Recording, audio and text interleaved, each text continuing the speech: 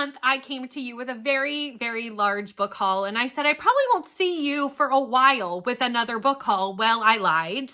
I forgot that February was my birthday month, which led to a lot of gift cards and me going to bookstores. So I did end up getting quite a large stack of books in the month of February, and a couple of these did come in since March started. This is just like all the books I've hauled to date as of today. So there is a few March purchases in here as well. But yeah, it's a big stack. I don't know how many books it is, but it's probably getting close to 15 or 20. It's a lot. Most of them were bought with either gift cards or my own money, or there are a couple here that were from blind dates with a book, which I did buy, but they were discounted because they were part of blind date with a book. Let's dive in. Let's get started. And let's do those two first. So I have two blind dates with a book that I bought from a local comic book store. They do blind date with a book quite often, and I've done this one time before, and I did this one again. This time I got some really great books that I'm very, very excited about. The first one I got is actually one that was on my TBR, so I lucked out with that. And that is Forging Silver into Stars by Bridget Kimmerer. This is a spin-off series to the Cursed So Dark and Lonely series by this author, which I still have yet to finish. I have one more book in that series to finish. And then I did have all intention of reading this series. So I'm actually really excited to add this to my physical book collection because I already planned on reading it anyway, and it's honestly in really great condition. Since this is a spin-off series, I do not want to read the synopsis of this, so I'm not going to go into the synopsis of this one. I will for most of the books that I'm hauling, but not this time, since obviously it's a spin-off and I don't know exactly how it's connected, and since I haven't read the last book, I don't want to look into it too deeply. The original series, though, is a Beauty and the Beast retelling, or at least starts that way in the first book, and I really did enjoy it. I gave it 5 stars, and I still need to read the last book. I haven't heard the best reviews of the final book in that series, but honestly, I want to finish it out because I did enjoy the first 2, and then I will continue into this one. The other book I got for the blind date with a book was Beasts of Prey by Ayana Gray.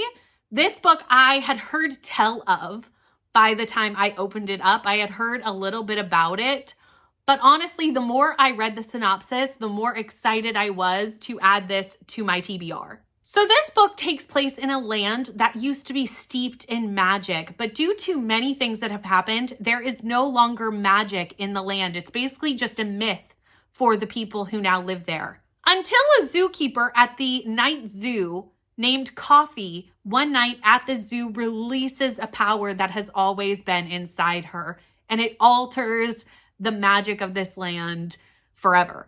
The government sends a warrior to basically capture Coffee, and she actually ends up saving him while he's trying to get her from this beast creature that has been hunting the people of this land for years and years and years. So they decide to team up together to kind of forge an unlikely partnership to take down this beast that has been kind of causing trouble for some time, instead of going after each other. Okay, so that's it for the books that I got in the blind date with a book. Everything else I purchased from various locations. The first one or two really are a series, and that is the One Dark Window and Two Twisted Crowns series by Rachel Gillig. Now, I bought the second book just recently at HomeSense. When I was at HomeSense, they had this in their discounted book section, and I picked this up for a really great price. Obviously, picking up the sequel meant I needed to buy the first book, so I ordered the first book so that I could eventually read the first one and go into the second. I'm newly into my fantasy romance journey, and I've heard a lot of great things about this series, so it was definitely one that I wanted to try now that I am a fantasy romance reader, and now I own it to do just that.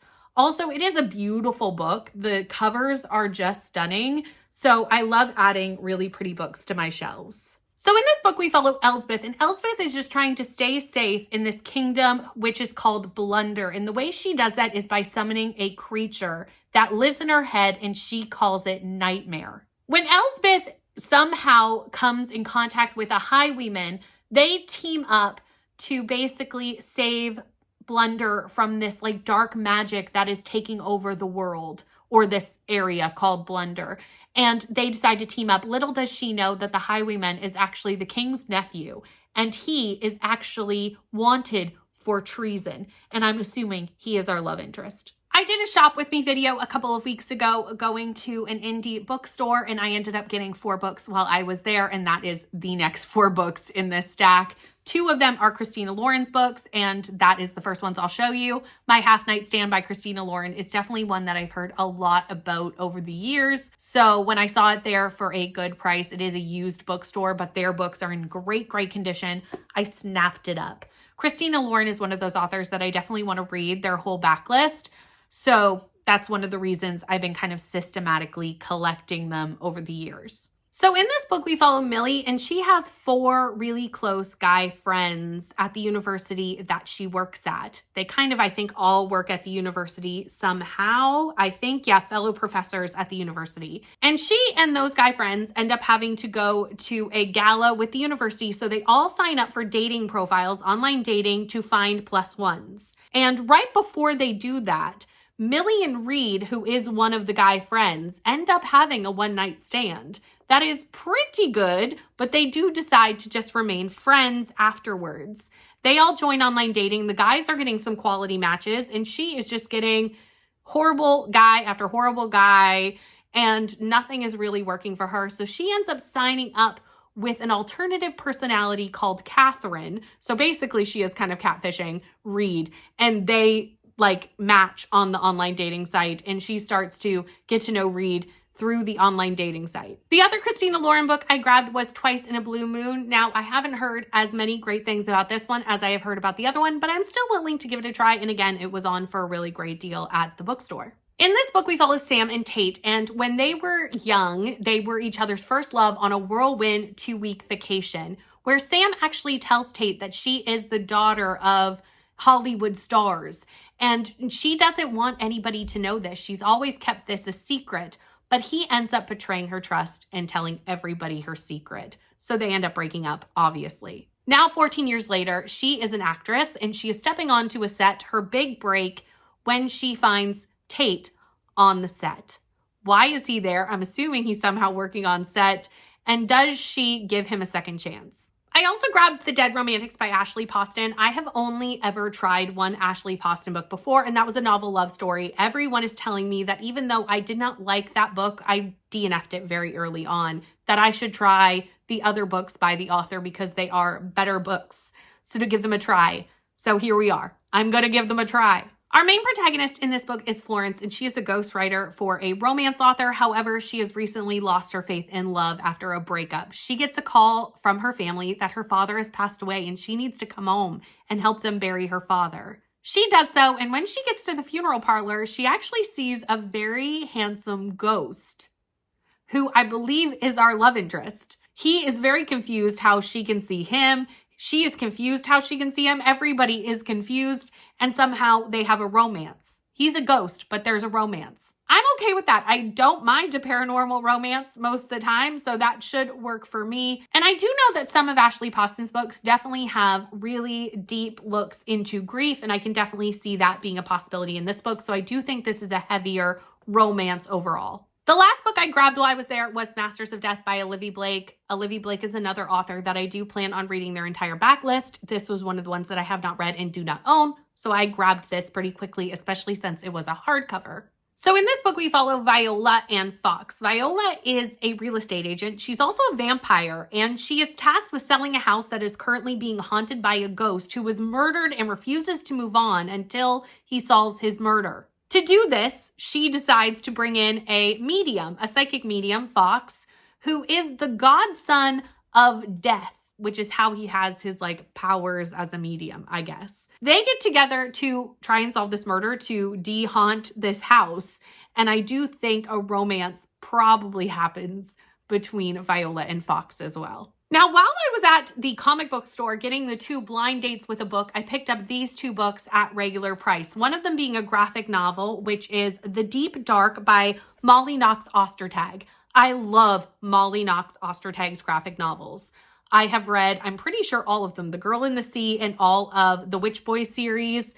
So when I saw that they had a new graphic novel out, I snatched it up. It is a large graphic novel. I also needed a pretty large book the weekend I bought this. We were doing the Choose Your Fate readathon, and one of the prompts for that was that if you got a 4 on the spinner wheel, you needed to read a 400-page book. I was going to kind of cheat my way through that with a 400-page graphic novel if that happened. So I picked this up hoping that if I did get a 4, I would read this. I didn't get a 4, so I still have yet to read this book, but that was kind of my plan when I picked it up. I knew I was going to want to read this anyway. I'll probably end up reading this during a readathon at some point. That's usually when I pick up my graphic novels. So in this book, we follow Megs, who I believe is a teenager during the course of this book in high school. And Megs has quite the secret. A secret that pulls her into the basement each night, drains her of energy, and leaves her bleeding. A secret that could hurt and even kill if it ever gets out, like it did once before. So her childhood friend Nessa comes back to town and she reconnects with Nessa. And she has to decide whether to tell Nessa her secret. And the back says she needs to choose between risking everything or having nothing left to lose. I highly, highly recommend Molly Ostertag's graphic novels. If you haven't read one, go pick one up. You will absolutely love it. I recently read Death Note, the first 2 volumes of the manga series, just I think back in February, or maybe it was January. It was definitely this year, and I definitely want to get more of the Death Note books and read them. While I was at the graphic novel comic book store, they did not have any of the graphic novels left or the mangas left, but they did have this novella with some of the cases that you see throughout the book. So I can't read this quite yet where I'm at, but it has like a case file of all the murder cases from Death Note, or at least some of them.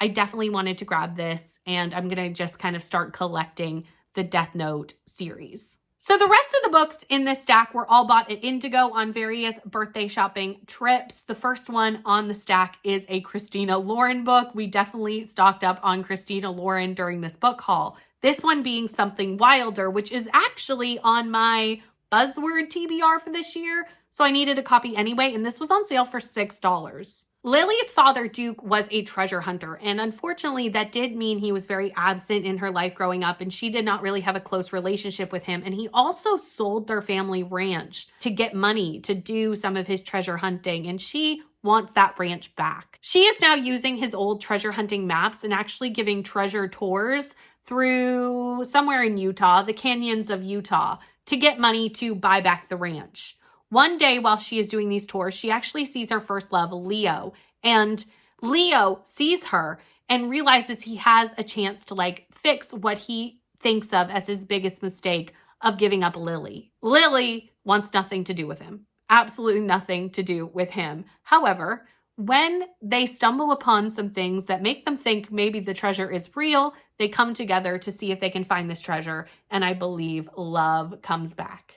I recently read the first book in this series, Paladin's Grace, with a buddy read, and we will be continuing that buddy read in April, so I had to get a hold of the next book, which is Paladin's Strength. T. King Fisher's fantasy romance really leans towards a cozy fantasy romance, and it really, really works for me, and I really like the humor in a T. King Fisher book. In the first book, I do think the character work could have used some work. It wasn't necessarily my favorite, but this book is a lot longer than the first book, and I'm hoping that we kind of have more space to really develop the characters in this one. I'm actually not sure who we follow in this book. Istvan. I was hoping we followed Istvan in this book. So we follow Istvan and Clara's romance, and I'm excited to do so because I really did like Istvan in the first book. He is one of the paladins that are living in the Temple of the White Rat after their god dies. Stephen is the paladin we follow in the first book, and now we are going to follow Istvan. We do meet all of the paladins in the first book very early on, like in the first chapter. So yeah, we meet them all, and this is a 4-book series, so I'm assuming we follow each one of the paladins in each book. This book was picked up sheerly for the FOMO. There was a time where I would be on reading sprints, and no matter where I would be on the internet, someone was reading Watermoon. Everyone has read this book. So I needed to own it so that I could read it too. And now I do. So in Tokyo, there is a pawn shop, but only some people can see it. Some people will not be able to see this pawn shop. It may look like a restaurant to them. It may look like something completely different, but they won't be able to find the pawn shop. But those who are really, really lost will be able to see the pawn shop, go in, and barter away their life's regrets. Hana has recently purchased the pawn shop, and on her first day of owning this pawn shop, she finds it ransacked and her father missing. A stranger stumbles through the door and they team up to find her father and also find a stolen choice. This is a fantasy that sounds really, really intriguing. And I do think from the description of the worlds and the scenarios that they go through, even from the synopsis, I expect a really, really vivid setting. And reading this will at least solve my FOMO for Watermoon. Recently, I did a video where I went through my Goodreads TBR and I deleted a bunch of books that I'm no longer interested in reading. And Carrie Maniscalco is the oldest author on my Goodreads TBR. Not this book. Stalking Jack the Ripper is technically the oldest one. But when I saw this one sitting on like an end cap at Indigo, I was like, you know what? Let's grab this. Let's physically own a Carrie Maniscalco book so that I can finally try the author. And I'm going to try Kingdom of the Wicked. Amelia and her twin sister are witches. And one night her twin sister does not show up to dinner. She goes in search of her sister and finds her murdered. And immediately is like, I need to find my sister's killer. She teams up with Wrath, who is like something from hell, a prince from hell. And they team up because he has been tasked by his master to solve a series of murders on this island. But can you really trust a prince from hell? Amelia's going to find out. You know me, I am a sucker for a sprayed-edged pretty book. So Death of an Author, when I saw it on the shelves, I actually hadn't heard about it at the moment of purchasing it, but I've seen it going around a lot on TikTok since. So I'm really glad I picked it up. Plus, this book is absolutely gorgeous. The sprayed edges, but hold on, let me show you the hardback because the hardback of this is amazing. That's the printed hardback. It looks so good. This is apparently the hardback of the book that is within the book because the main character is writing a book. So they made the cover of the book that she's writing in the book. So this book is like a sci-fi book within a book. Again, like I said, like the author and the hardcover is the book that's in the book. Anyway, it follows Zulu. And Zulu, at her sister's wedding, finds out that she's lost her job and that her most recent book has been denied by publishers.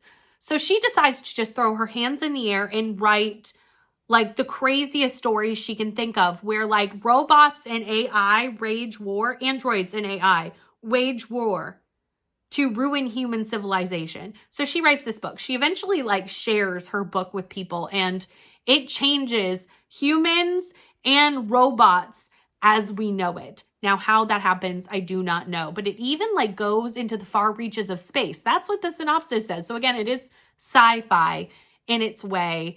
And I do love a book within a book concept. That is something that has worked for me many times in the past. One of my favorites would be by Solari Gentle. Oh, what is the name of that book? I'm going to put it here. I can't think of the name of the book right now. The Woman in the Library? There we go. Anyway, I love the book within the book concept in this, and I'm excited to read it in this. Plus, also, like, you can't see a book this gorgeous and not bring it home. Like, you just can't do that. Serpent and the Wolf got on my TBR after I saw Bree from Four Paws in a Books read this, and she said it was a fun time. It was a vibe, and I'm always here for a fun time and a vibe.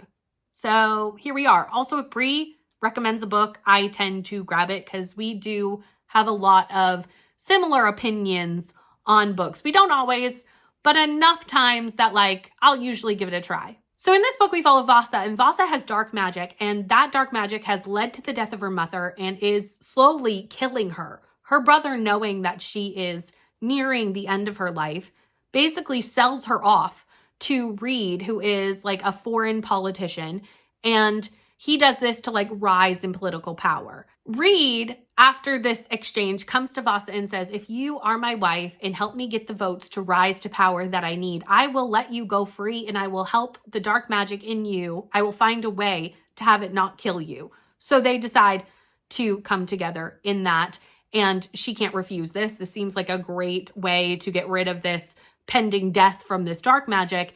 And I believe this is a fantasy romance. So obviously feelings come into play between Reed and Vasa. So I have always loved a good dragon in a book, but I am more wanting them lately. Like I am just wanting all the dragons. That's what I want. I just want the dragons.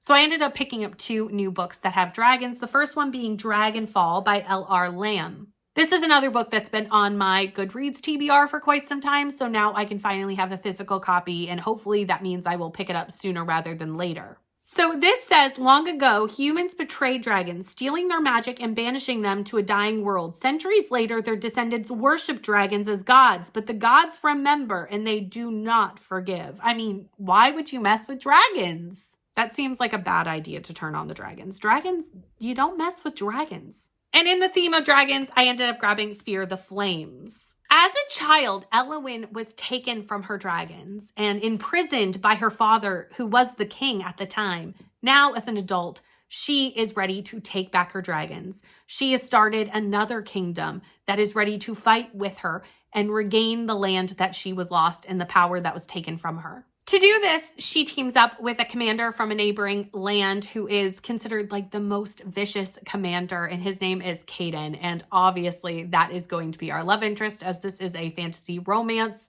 As you've noticed, I'm definitely hauling a lot more fantasy romance. I just want to read the fantasy romance. I finally am enjoying some, and I'm wanting more on my shelves so that I can pick them up and dive into them as I can. I only have 1 more book in this stack, and that was a pre-order of a much anticipated release. It is the 3rd book in a series, and I really am excited to see where we go in this 3rd book, and that is Oathbound by Tracy Deonn.